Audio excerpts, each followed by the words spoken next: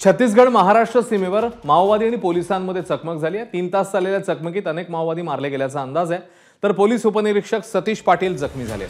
जखमी उपनिरीक्षकांना हेलिकॉप्टरने गडचिरोलीला उपचारासाठी पाठवण्यात आले। अद्यापही झारावंडी पोलीस ठाण्याच्या हद्दीतल्या जंगलामध्ये हे सर्च ऑपरेशन सुरू आहे।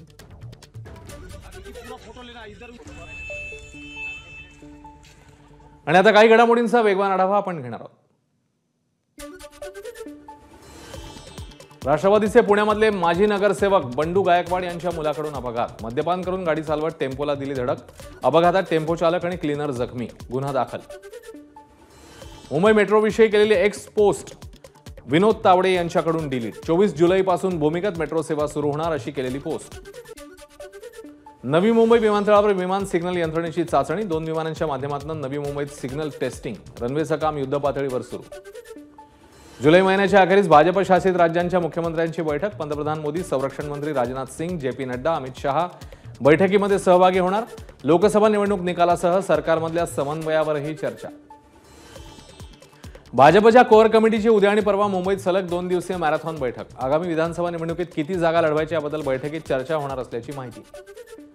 आमदार संतोष बांगर यांनी घेतला हिंगोलीतल्या शिवसेना पदाधिकाऱ्यांच्या बैठकीत आढावा। आगामी विधानसभा निवडणुकीच्या पार्श्वभूमीवर बैठक। शासनाच्या योजना जनतेपर्यंत पोहोचवण्याच्या दिल्या सूचना।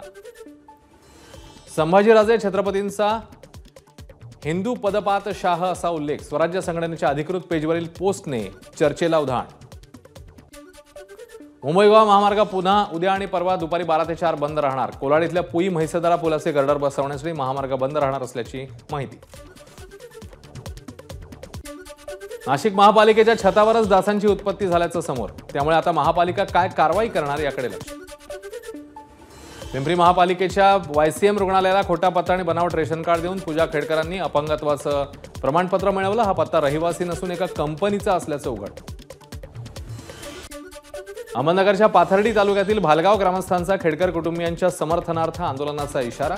मनोरमा खेडकर यांची विनाकारण बदनामी केली जात असल्याचं जिल्हाधिकाऱ्यांना दिलं निवेदन।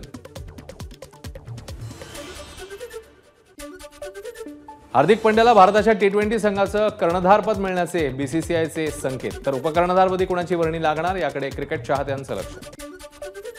अमेरिकेचे माजी राष्ट्राध्यक्ष डोनाल्ड ट्रम्प यांच्यावर पुन्हा हल्ल्याचा धोका। रिपब्लिकन पक्षाच्या अधिवेशनाबाहेर 21 वर्षीय तरुणाला AK-47 सह अटक केल्यावर दोन्ही हातात चाकू घेतलेल्या एकाला गोळीबारात केलं ठार। एबीपी माझा, उघडा डोळे बघा नीट।